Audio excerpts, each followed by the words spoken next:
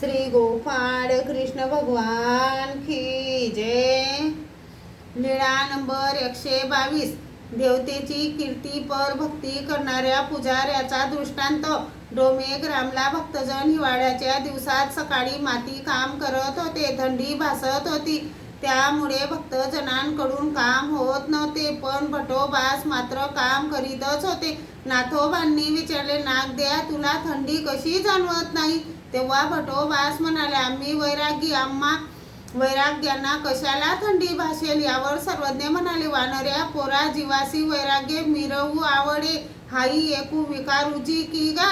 यावर भट्टोबासांनी विचारले, जीजी निर्विकार असा कोण आहे?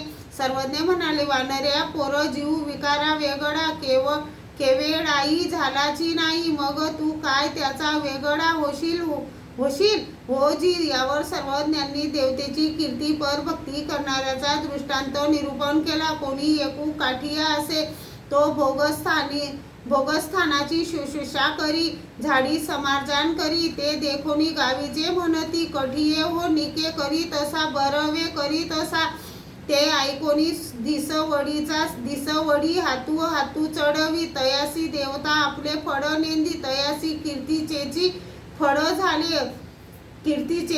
झाले, तसे कोणतीही क्रिया कीर्ती हेतूने करू नये, ती निष्काम करावी। श्री गोपाळ कृष्ण भगवान की जय।